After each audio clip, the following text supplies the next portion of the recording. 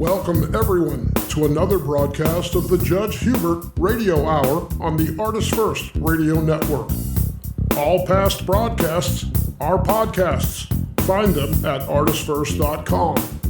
And now your host, judge and author, the Honorable Judge Hubert. Thank you, Scott. I much appreciate it. And to all of our listening audience out there in Radio Land, we are glad to be with you once again. Welcome to our show. And of course, we know that many of you look forward from month to month for the opportunity to listen to whatever the topic area might be. And of course, tonight, we've got a very special one coming your way. So let me again just welcome each of you. We are certainly, this is the first month of the fall season. For many people, they consider it to be American football season, as well as baseball season leading up to the World Series. But here we are with the league starting to change. And of course, we just experienced some crazy weather throughout not only Florida, but throughout the eastern portion of the United States. That was none other than Hurricane Helene. And of course, that created some real difficult problems. There's still areas of the country, Georgia, South Carolina, North Carolina, that are trying to dig out from all the mud, all the riverbanks that overflowed from this weather event. So again, we're just grateful to God that we got an opportunity to be here and to be able to share a few things with each and every one of you tonight. As we always tell you that, the purpose behind our show is to educate our listening audience on many of today's social, educational, and social justice issues. And so I always like to remind people of the words of one of my mentors that education is the key to being and staying free. And one should never go to bed as ignorant as they were when you got up this morning. Every day you should learn something new. And so right now, what we're going to do is share with you some things I know will probably enlighten you, will educate you, and will help you on your journey. So we're grateful tonight to have a very special young woman with us. I've actually known her for probably most of her life, knew her in a different capacity. As many of you know, based on the topic of the title of my show, I was a judge for some 25 years, and 14 of those years was spent in family court dealing with a variety of different family issues. And it was there where I had the opportunity to meet a young woman that was, at that time, a young teenager. And of course, I think she and I both could agree she was a bit challenging there. In fact, for those of you that have had a chance to read the first book that I wrote, How to Keep Your Child from Going to Jail, I actually quoted a discussion that she and I had in court. And in fact, I'm going to, for those of you looking at the webpage, you'll see a beautiful young woman with long flowing blonde hair, and she got this big, pretty smile, and she's got bright, bubbly eyes. And yet, when she was a teenager, that was not her image at all. She had some really challenging days, and we're going to talk a little bit about the challenges because guess what? She was resilient, and she overcame those challenges. And today, she herself has a lot to say in terms of seeking to help other young women who are even, should I say, teenagers as well, who are fighting the battle of growing up, the battle of life itself. We all have issues in this thing called life and on this journey called life. And I want to say to you that I am so proud of her because she turned the corner in so many ways. And so I want to welcome to the Judge Hubert Radio Hour none other than a young woman by the name of Mia Johnson. Mia, coming to us all the way from, as she calls it, the White Mountains of Arizona. And she's a Westerner with Florida roots. And I tell you, man, she's got a story to tell. So, Mia, welcome to the Judge Hubert Radio Hour. Thank you so much for having me. And it's just emotional to see this come full circle and how humble I am that you're still in my life and still supporting me all these years. I don't even have words. Well, I tell you what, there's a big word coming from me, and that's saying thank you, because your story will definitely encourage many others to know that, no matter what life deals you in the form of, we often say life deals us cards. Well, you can take those cards and turn it around as long as you don't give up. So let's dive in a little bit and talk about your background. You were actually born here in Florida. Is that correct? Yes, I was born in, I'm drawing a blank, over near, not Palaca, Lakeland, Florida. I was born in Lakeland. It's amazing because, we have that commonality. I too was born in Polk County, literally 15 miles from Lakeland, my hometown of Bartow. So, wow, I didn't know that. No. I never knew that you were, that was your place of birth. I know that we encountered each other in the beautiful city of Defiant, but let's talk about how you got to Defiant. So I was with my biological mother until I was about 1.5 years old, and she struggled with drug addiction and prostitution. And that's when I was placed into the foster care system, and they relocated me to the Volusia County, DeLand area. Okay. And you were, the ripe old age of about what at that time? I was in foster care from about 1.5 to 6 years old. Yes. So I was shuffled around through numerous foster homes with my biological brother. And then at the age of 6 years old, I was placed with my adoptive parents who, I was 6 and they were in their 50s. So that in itself was, challenging growing up with, a totally different generation of a kind of grandparent, so to speak. And of course, I remember Miss Johnson, and of course, she came to court with you. It was got to a point where there was some very difficult times between the two of you. Is that right? Yes. And, one thing I do want to say is I'm so incredibly grateful that, Patricia and William, at the age of 50, they felt called to adopt children. And I don't think they knew what they were getting themselves into. And to this day, I always thank them for taking a chance on me because it destroyed many, many years of their life. There's just the headache and the hell that I put them through. I don't think they knew what they were signing up for. But they never gave up on me, even if it was, constantly sending me back into the system, into programs, into jail. They prayed relentlessly for me, and they raised me in church. They raised me to be close to God. And it wasn't until I hit my higher teen years where it started to click for me. And now as an adult, I can honestly say that I have such a close relationship with God because they were so steadfast in raising me that way.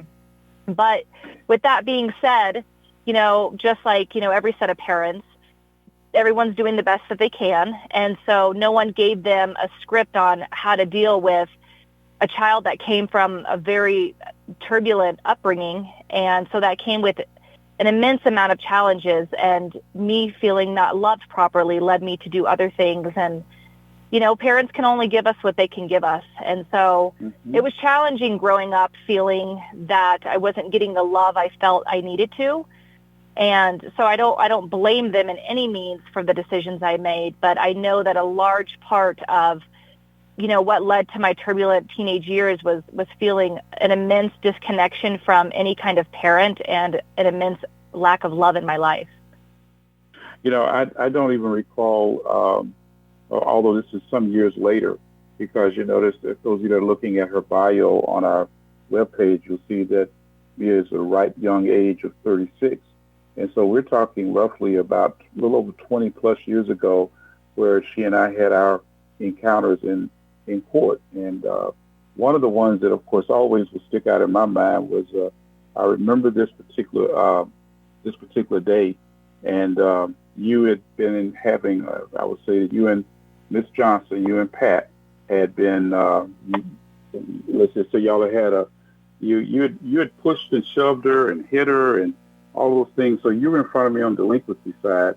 And one of the things I'll always remember is that you said to me, you said, well, I'm ODD and I'm supposed to be difficult. And of course, for those of you that don't know what ODD is, that means not odd. It means oppositional defiant disorder, which was a diagnosis. And when you said that to me, I looked back at you from the bench and I said, yeah, you might be ODD, but I'm JUDGE, and I will lock you up. And I know you probably, at the age of that, you were probably no more than about 13 or 14 at the most. You were a tiny little something too. You had not gotten to the point of 16 or anything like that, but you were having your issues going back and forth there, and of course, you were out of control with Miss Johnson. She was just couldn't figure it out of how to, and she was always talking about she wanted to give you everything she could, and this is true of so many foster/adoptive parents. Now, not every foster parent is the best in the world because some of them come with their own baggage, and some foster parents come with their own expectations of what they, in other words, that they're not necessarily there for the child alone. That some of them are there just for the money.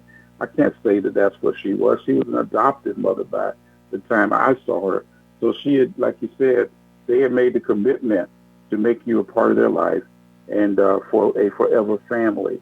But it was some difficult times going on. And I'm not saying that you were the only child, the only teen that was having difficulty, because many teenagers, I mean, it's a fact of life.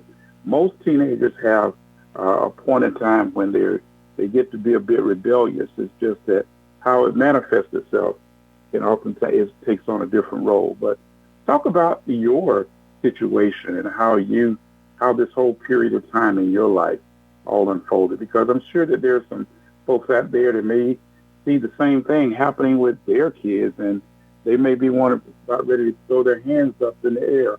But let's talk about that part of your journey for a moment. Mm-hmm. So if I go back in my memory and I ask myself, what were the things that, possibly triggered me to be who I was back then, it's not super clear, but what resonates with me a lot is we as humans, there's such a strong desire to feel connected emotionally and to feel seen and to feel heard and to feel loved. And everyone knows the first 7 years of a child's life are the most important. And I was not given that foundation, being, just the young memories of seeing my mom overdosing, being around men, I had been sexually abused, things that had happened that I didn't even know of, that I had read in reports. I was a disaster. And so at 6 years old, I was now given a foundation, which was incredible. However, those first 7 years had already deeply impacted me so horribly that it was going to take many, many years, if ever, for me to come out of that. And so, I think it was around 9, 10, 11. I just remember crying a lot for my mom, I'm getting emotional, crying for a connection because it still wasn't there. Yes, I was given a family, but that connection was still never there. And my parents tried, but we can't get oil out of a well, right? They couldn't give what they didn't have. So there wasn't a lot of words of affirmation. There wasn't a lot of physical touch. There wasn't a lot of quality mother-father time. There was never a close bond with them. And so as I grew up, I started to look for love in all the wrong places. Joining the rough crowd because that's where I felt like I belonged. Sleeping around, doing drugs. And the reality was I was never a bad kid. Like, I wasn't out there breaking into homes and doing bad crimes. I was hanging out with the wrong people because I wanted to be loved and accepted. And that got me into bad situations. And, when I look back on my life, it's literally by the grace of God that I was not killed. I wasn't raped. I wasn't left for dead. I put myself in some really bad situations. I mean, the point that I was 15 years old, selling marijuana, selling crack, smoking crack, like, I don't know how I'm still alive today. It's devastating because my parents were showing up and they were trying to help me, but their try was in the form of resistance. It was in the form of take everything away and have nothing. It was in the form of it was not in the form of what I needed, which was communication, connection, someone to see me. And so one thing I love about who I am today is I can connect with youth on an incredible level, because when I was that young, there was no one in my shoes that had said, I see you, I feel you, I've been there. It was just adults telling me what I was doing wrong all the time, and it was no one except a woman by the name of Anne Marie, who is on this radio show tonight. But that was the one woman in my life who could actually see me, and I really felt loved me, and she never judged me, and I was able to get love from that one place. And so during my years of running away and all my craziness, she was always there for me, because she knew that I wasn't a bad child. She just knew so badly that I needed to be loved differently.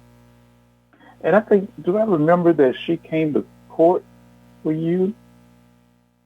You know, she might have. I know, I think she's written some letters in the past. I mean, we're still friends to this day. And so it's incredible just to see again that the circle come back around, because she saw me in that place. And again, it was, I look back and it wasn't that I was trying to be a bad child. I just so badly wanted to be loved. And when children grow up in such toxic environments and their first years are destroyed, it is so hard for a system to step in and be able to change that child.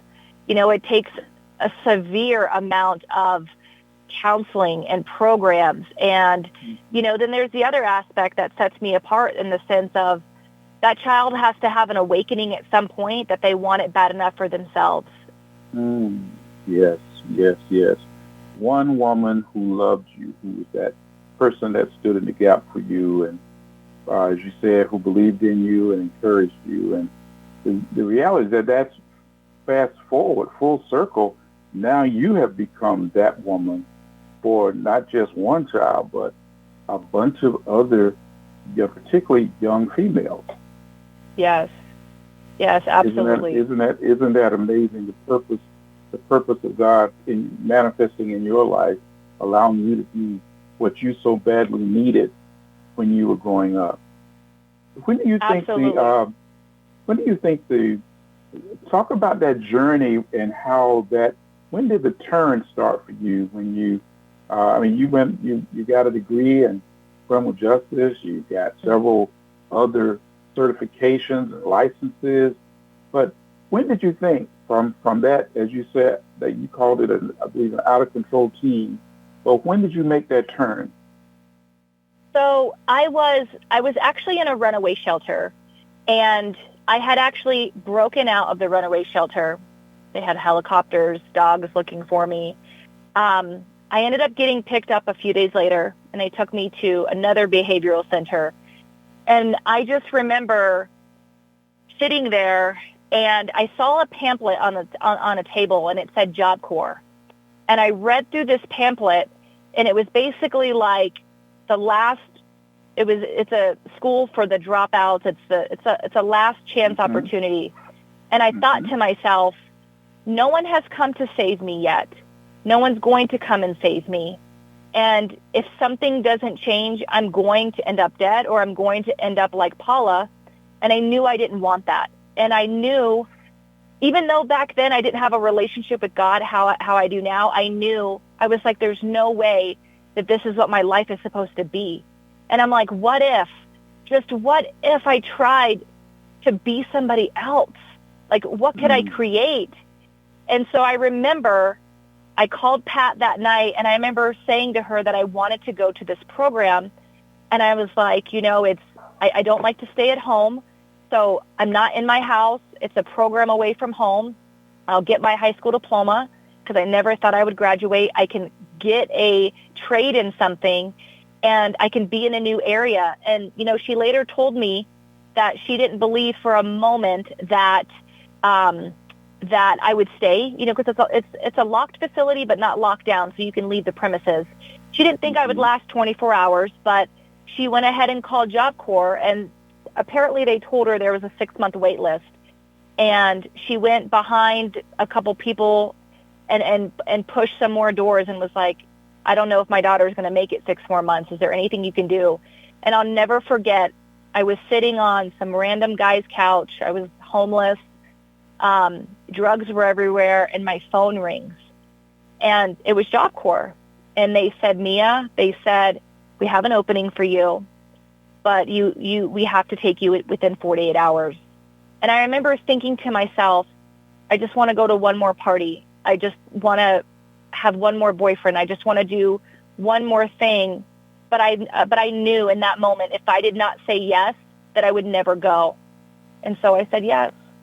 And 48 hours later, I got on a Greyhound bus, and I left for Gainesville, Florida, and that was my turning point. I went to JobCore, and I was a little bit of a challenge there too. You know, I still like to push the buck. That's just my normal personality. But there were a lot of staff there that could see that I wanted it.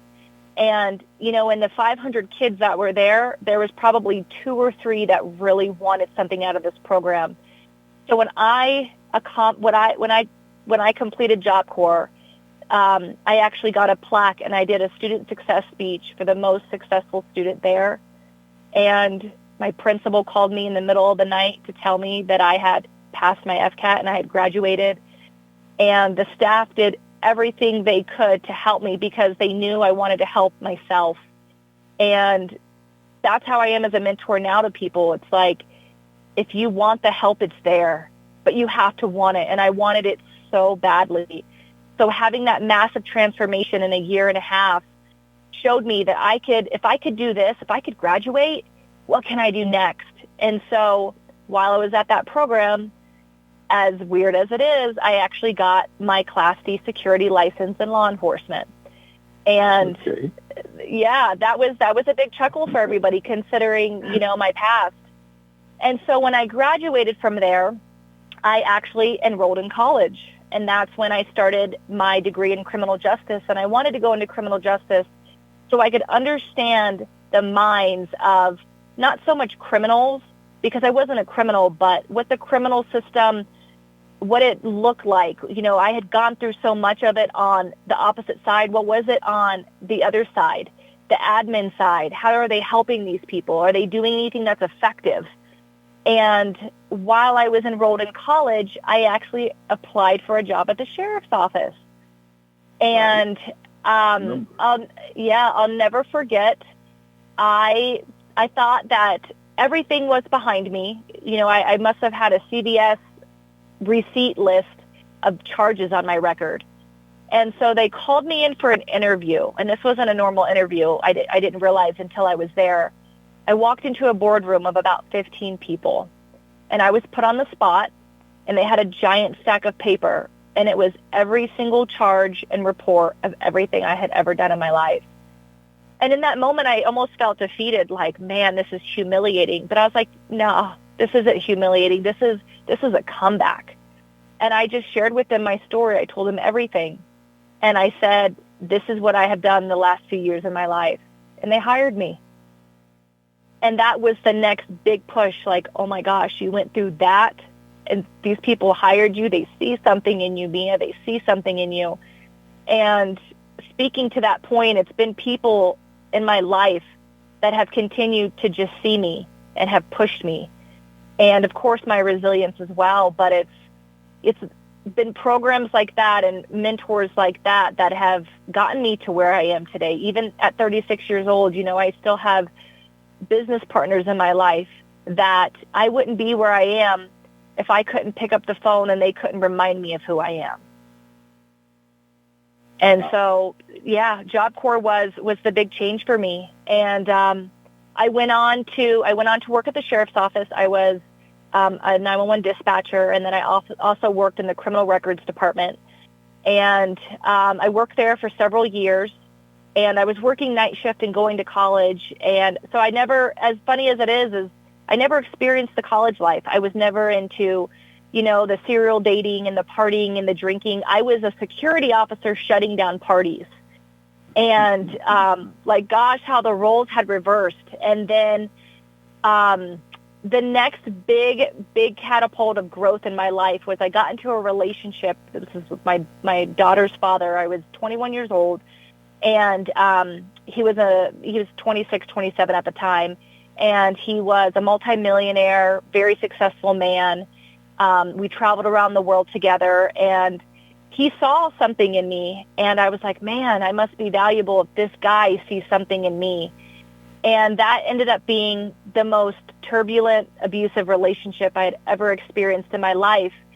And what I realized through that relationship was I had allowed myself to be broken down. And I'm so glad, looking back now, that that relationship destroyed me in a sense, because it also allowed me to remember who I was and the kind of strength that I had. And he also introduced me to personal growth. And I had never in my life known about Tony Robbins and Boston Breakthrough and all these different programs. And so we went to all these programs together, and I started to work on my trauma and the sexual abuse and the different things I had gone through. And it was a safe place to let everything out and to really dive deep, because counseling never did that for me. And so over the 7 years that I was with him, even though it was a very tumultuous relationship, I also learned so much about who I really was and my resilience and personal growth, and I latched onto it. And I'm so addicted to personal development now. And those courses changed my life. They just allowed me to learn that I can take my trauma and turn it into something powerful. And what can I learn from these traumas? And it doesn't have to be baggage on me anymore. And just about my characteristics and how we learn about attachment styles and our communication styles, and just how we communicate with the world is a huge reflection of what's going on inside of us. And so I've been so effective in my personal relationships now, and my friendships. I have so many friends that I've been friends with for 15 plus years, and just the jobs I've been able to get because of the amount of skills that I have learned from 15 years of personal development from Savatove Institute, Boston Breakthrough, Worthy Women, Powerhouse Women out of California. I'm getting ready to go to one in NLP, Neuro-Linguistic Programming, in Denver, Colorado next week. And all of these skills have majorly been a huge part of me. There's no way I could be the woman I am today without having these skills and workshops. And that's not something that I think was really big 20 years ago. And it's huge today. You know, my parents knew nothing about it. And so, you know, our parents are a reflection of what they grew up with. And I would have been that as well. However, there's skills and there's resources out there. And so the biggest thing that I give people today is, dude, everybody has pain. Everybody has a story, but there's also so many resources available to you to change your story. And so now I'm able to take that pain, turn it into something powerful, change my life, and then change the lives of others around me with all that education. That's great. That's great. And you do, in addition to attending these various personal growth and development conferences, you're actually speaking at a number of these conferences and doing so as part of your business activity too. What do you find in terms of how did that develop? So I naturally am a really good speaker. I can be put on the spot, and it's just the spirit of God, I think. It just comes to me and I flow, and it doesn't make me nervous. I can get on stage and I can speak to a group of people. I can get in front of people and share my story, and I have this unique power of just being able to influence people with my vulnerability and my authenticity. Because, you know, people look at me and they think I'm a pretty little Barbie doll, and I'm like, you guys have no idea what I've been through. And so when I get on their level and I resonate with their pain, I move mountains. I move mountains with my story, with my energy. And so I'll go into prisons and I'll speak at high schools, women's centers. Now I'm doing, back in 2021 was another really hard year in my life. I had grown so much, and I was like, okay, all the trauma's behind me. I'm a powerhouse. I got this. Let's go. And then life happened again. You know, a big trauma happened with my daughter. I was going through a divorce. And I remember thinking, sink or swim. And I had thought, why are these things happening to me? I'm such a good person. I've come so far. Why, God?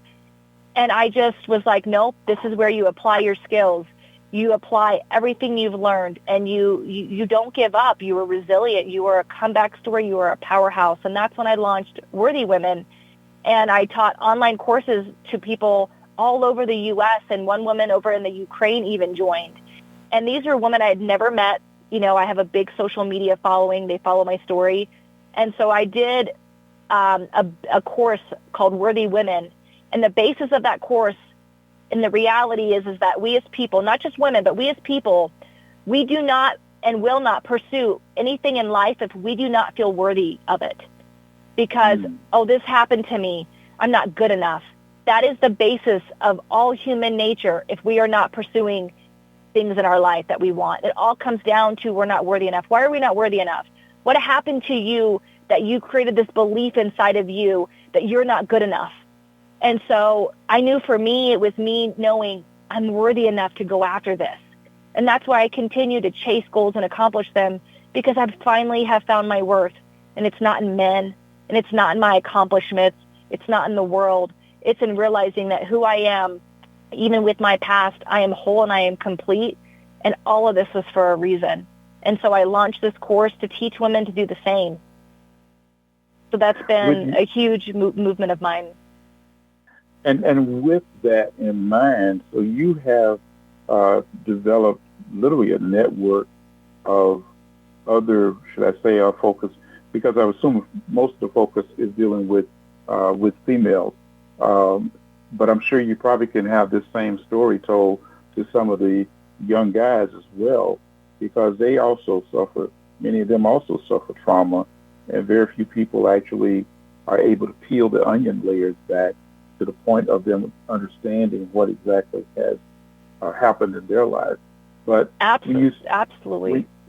Let's talk about that for just a moment, because it's not, like you said, it's not just women or females, but it's also males who have gone through various kinds of trauma as well, and many times they hide it, and they hide it in terms of violence, and they hide it in terms. Of course, you always have those drug drugs out there that are pulling people away, and other forms of violence and the like. So have you had any encounters, or do you run across any men who embrace some of your teachings?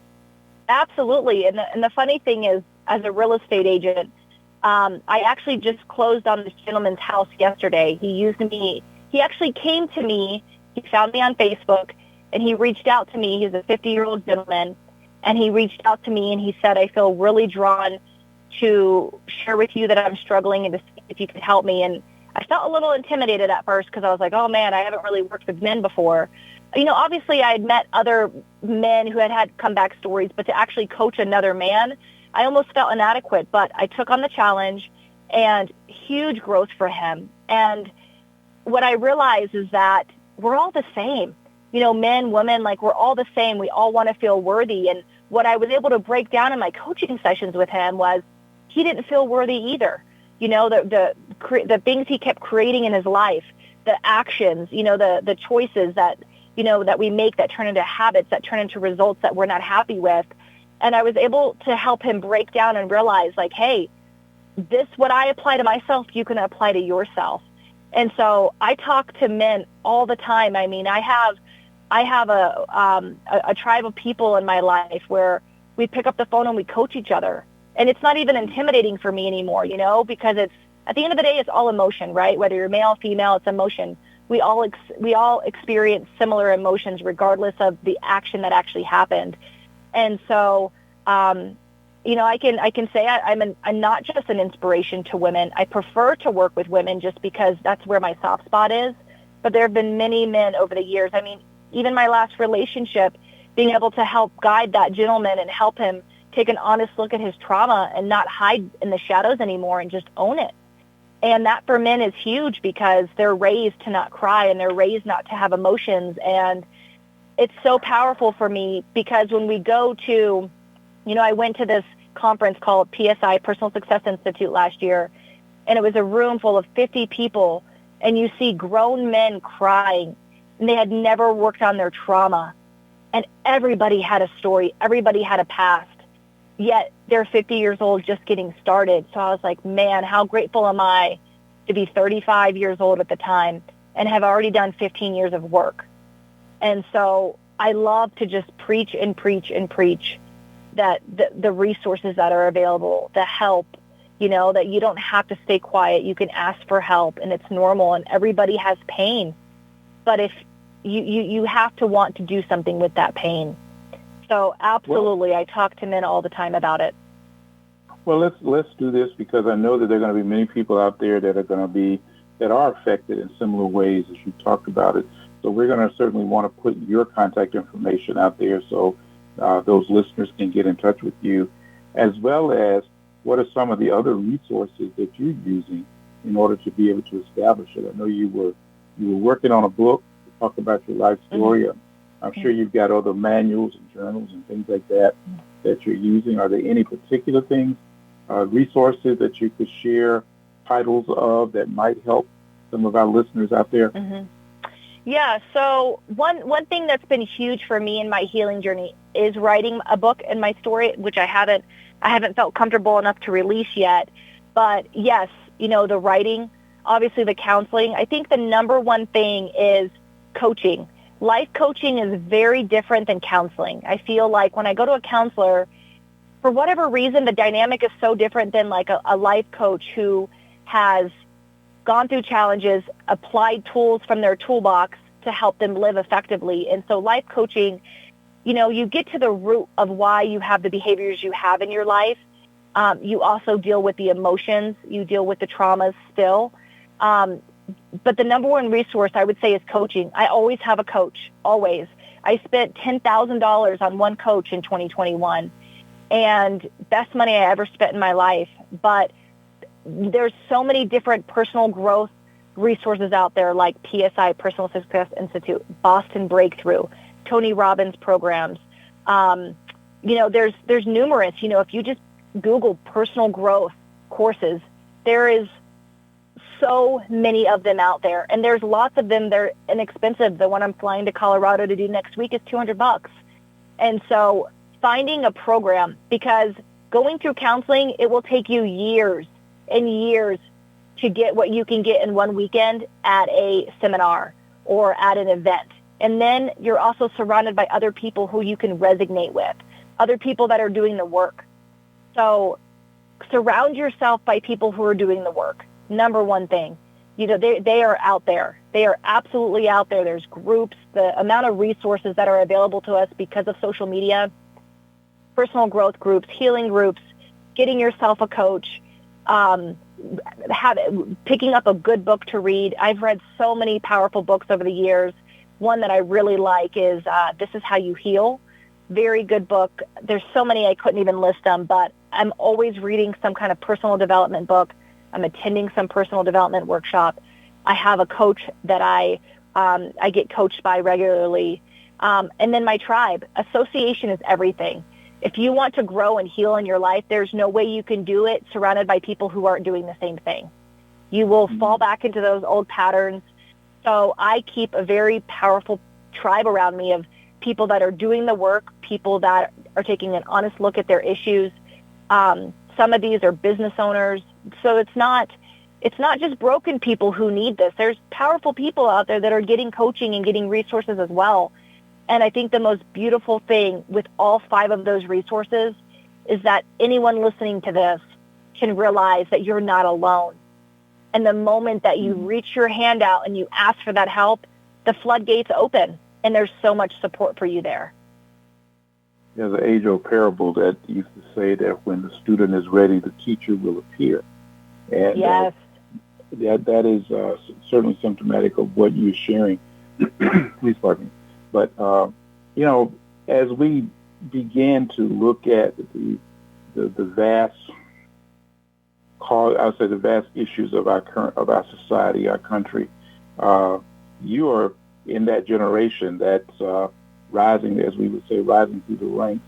I always get the cutoffs of these generations. So I think you're probably in the Gen Z. Would that be right? Am I correct on that? Yes. Okay. And yes. so talk about some of those kinds of unique challenges that may not necessarily be your personal challenges, but some of the challenges that you see maybe for your generation. And again, what kind of direction? Yes, coaching, but you certainly have to stand out from the crowd in terms of what you've been able to do in your own life. So one of the biggest things I found in coaching teens, because when I worked at the high school coach, I was with Arizona Youth Partnership, and I taught a mental health curriculum, but I also taught at a foster care, a group home. And the biggest challenge that I found is that kids are scared to ask for help. Teens are scared. Adolescents. People are scared to ask for help because they think that there is something wrong. They're embarrassed. And I love to push constantly the reality that everybody struggles. And so many people walk around with a mask of like, I'm okay, and we hide behind everything. And the reality is bringing awareness to mental health. A lot of the teens that I run into and adults, they have come from very unhealthy backgrounds. I mean, you even take a look at your 10 closest friends and you ask them what their life was like growing up. There was turbulence in the home. There was divorce. Someone was sexually assaulted. There was some kind of abandonment in some. Like, there is no perfect family. Even the best friend I have to this day struggles majorly with issues in relationships. And she was raised with perfect parents. But there's a big key factor there missing of, I didn't get the love from my father that I needed. And so what people need to realize is that it's normal almost to have struggle or to have mental health struggles. And we as a society, a lot of the teens say that they get made fun of, or they feel that they can't find anybody to talk to, or they can't do it at home. And so that's a huge struggle. And I felt like that, 20 years ago as a teen as well, that I didn't know where to turn to. And so there is a drastic difference in the amount of resources available.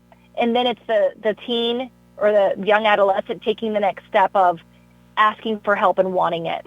There have been many teens that I have coached that they don't like where they're at, but they're not strong enough.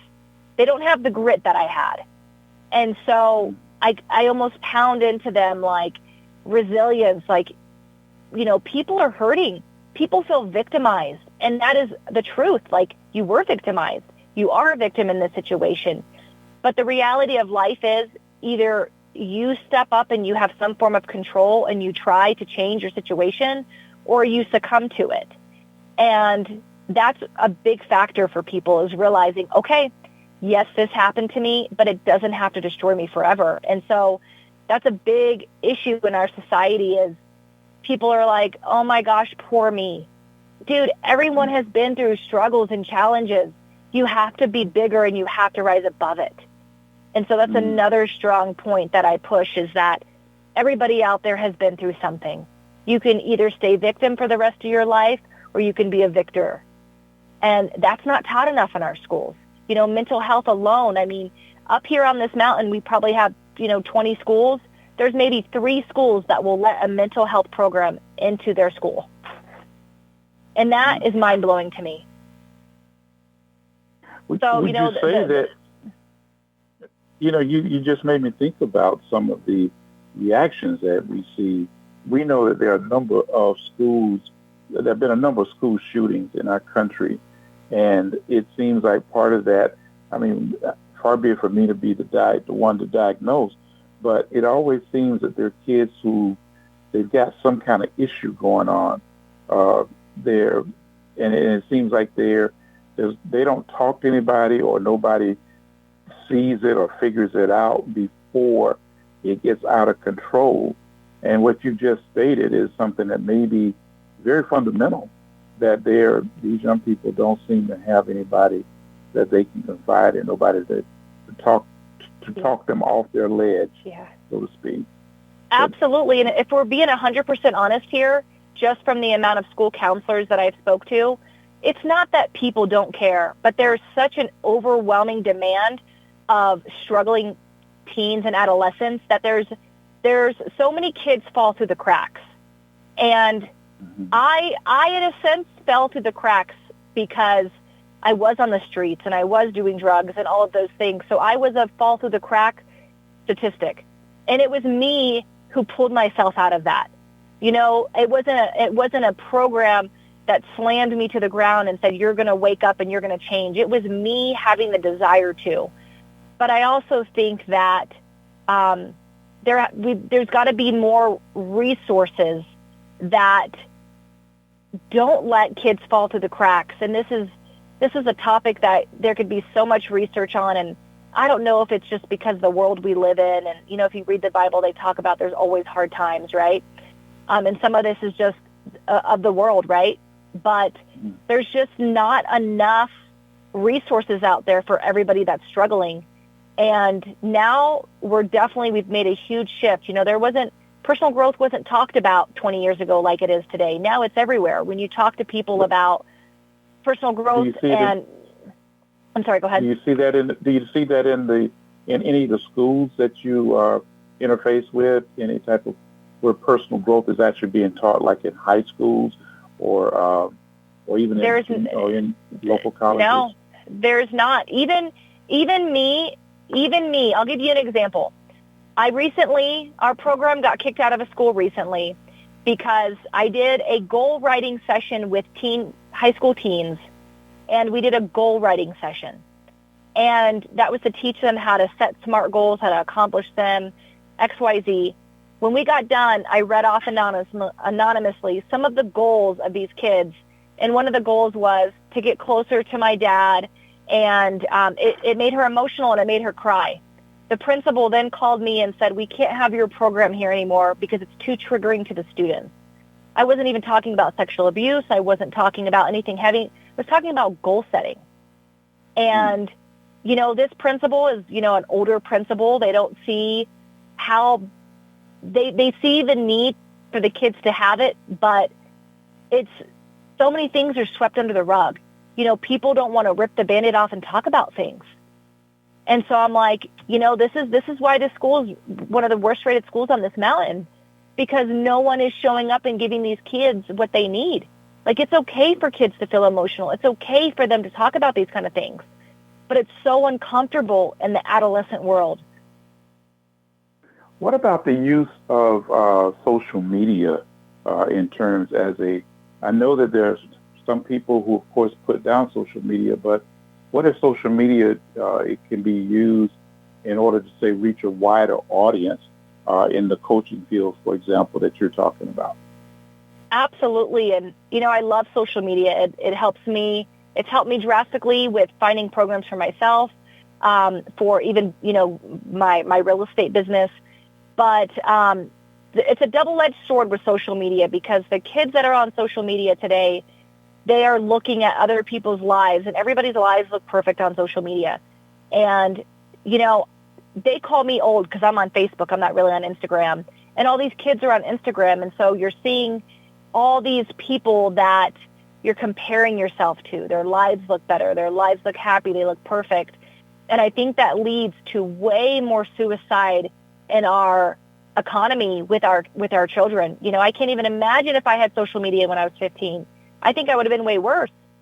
But then, yes, what if there was a focus of teen mental health programs? I think there also is, you know, there's a lot of those videos and reels out there that share emotions. And I think that's also good for teens, because they realize, hey, I can resonate with that person. But then again, you know, a lot of the personal growth that's out there, it's not directed to teens. It's directed more for the young adult, you know, the 18 and up crowd. But should it be? Oh, absolutely, because the messed up adults that we are came from our teenage years. And so I think that would be a huge focus. Interesting. Very interesting. Well, maybe we'll have to figure out how to suggest some type of pilot program to some of our schools. And like you say, but it is a very thin line that one would have to walk, because on the one hand, you, like you said, you run into those who think that you got to keep doing things the way they were done 20, 30 years ago. and that's the only way they can be done, as opposed to the fact that, here we are in a new time and season, and we need to be able to adjust our ideas, our identity, and to be able to help young people for the next generation. And that's where another breakdown comes in, is because a lot of these parents have to sign off for their children to take these mental health programs, and they don't. They don't want them to. They don't want somebody else teaching their kid about mental health, but they're not doing it at home either. So there's a huge breakdown. So I think a big step would be some kind of mental health program for parents, and then parents and teens, and then teens. Well, you mentioned coaching in a sense because, well, of course, we have coaches for athletic events, for athletics teams. I mean, whether it's, football, tennis, golf, whatever. What about coaching for mental health, as you've described your own coaching experience? No, absolutely. Absolutely. And again, with the adolescent, you have to have parent permission. And then, right. Teens also are hesitant to talk about stuff because are they going to go back and tell my parents?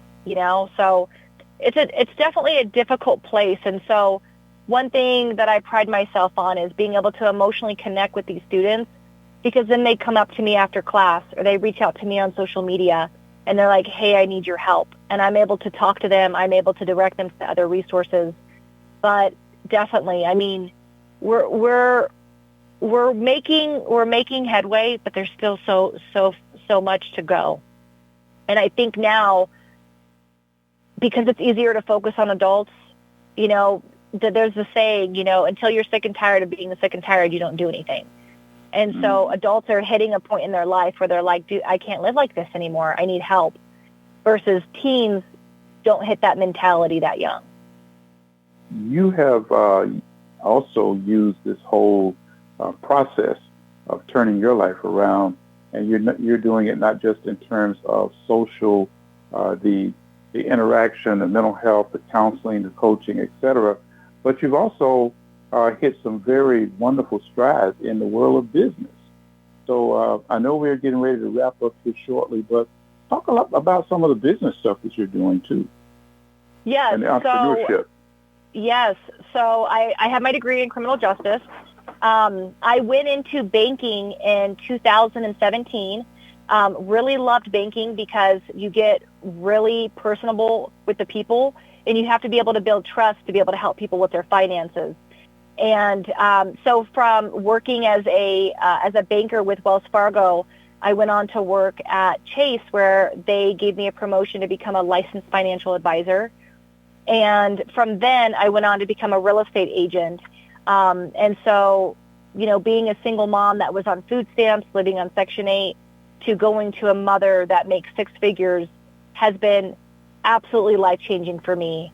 And I love real estate because every deal is different. It's challenging for my mind, but I meet a lot of amazing clients that turn into what I like to call family members. I'm not close to any of my biological family or my adoptive family. I don't feel very emotionally connected to them. So I get to meet people in this line of work, and I get to hear their stories because I'm one of those people. I go deep immediately. Tell me about yourself. And I know this isn't a word, but I have this comfortability about me where people open up very easily, and then I can emotionally connect with them, and I sell them homes, or I help them invest, or, I help them buy, and they become friends, and then, I help them down the road. And so oddly enough, 90% of where my real estate leads come from is from my posting about my emotional growth and life on Facebook. Wow. People reach out to me and they say, you were so vulnerable and authentic, and you're so real. You inspire me. Come sell my home. It's crazy to me, but that's like my tactic. It works. It's powerful.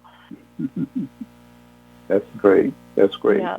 Well, let's talk about how folks can get in contact with you.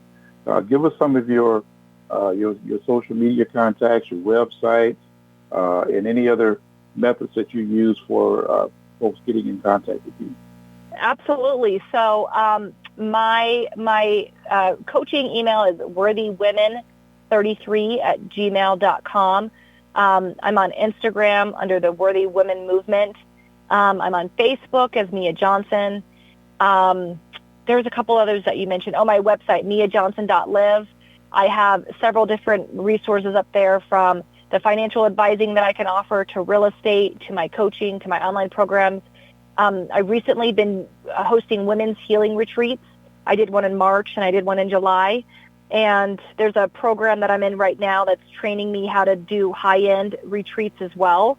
So I'll be going to a training in January so that I can hold high-end healing retreats for women.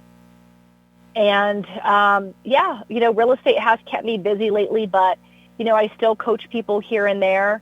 It can become very emotionally taxing, so I have to be careful with my energy that I'm not putting too much on my plate. But people can always come to me, and if I can't directly help them, I can always send them resources and places that they can get help. And I always follow up with them to make sure that they're staying connected. That's awesome. That is awesome. Well, you definitely have a full life, a very productive one. And you're, what are the ages of your kids now? My son is 4 and my daughter is 11.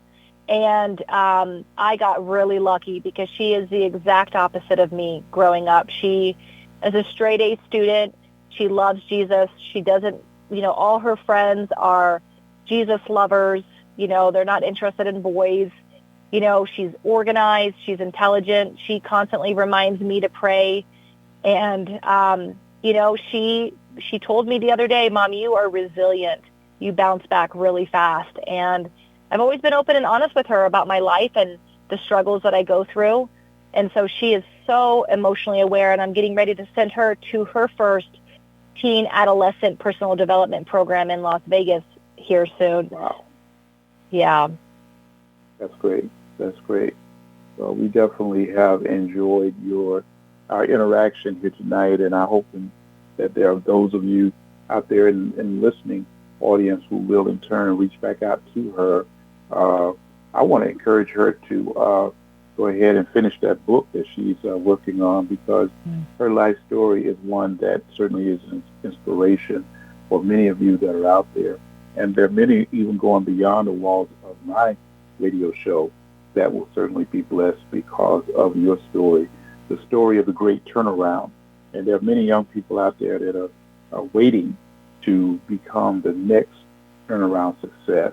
And so I am so grateful to remain connected with you, to be able to share you with the world here, and to be able to just say, hey, there goes a lady who she had a challenge starting out, but look what the Lord has done.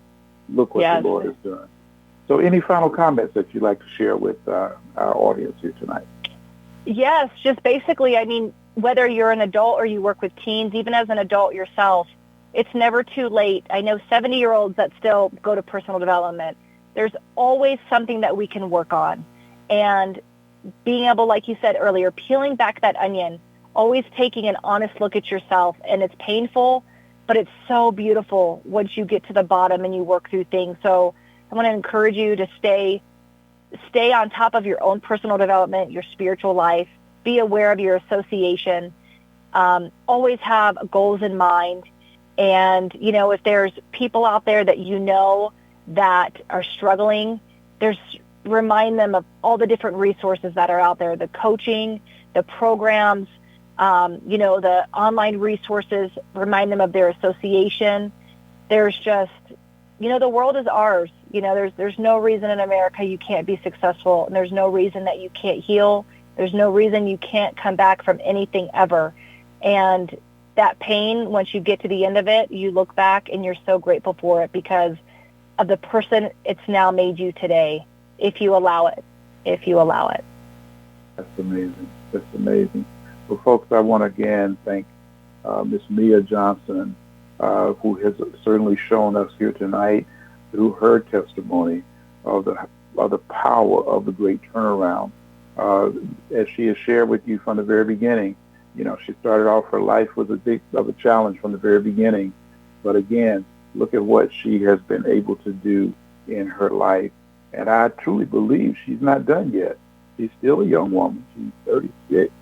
And man, to be able to have packed all the things into your life at such a young, I will still say young and tender age of 36, because you've got a lot more going on and a lot more to come. So I salute you. I am so grateful for seeing what you've done and the inspiration that you will take to other people. So again, those of you that want to get in contact with her, this interview will certainly be placed on our archives, so it'll be available. So you can, those of you that are out there, you can certainly refer other people to be able to share and come and listen in to this great discussion that she shared with us as we talk about her life story. So Mia, again, thank you so much. And those of you that are out there, you've been listening to the Judge Hubert Radio Hour. And until next time, always remember the words that education is the key to being and staying free. And again, in the words of Dr. Maxine Carter, never go to bed as ignorant as you were when you got up this morning. Every day, you ought to learn something new. I trust that you learned some new things here tonight. God bless you all, and until we see you next month,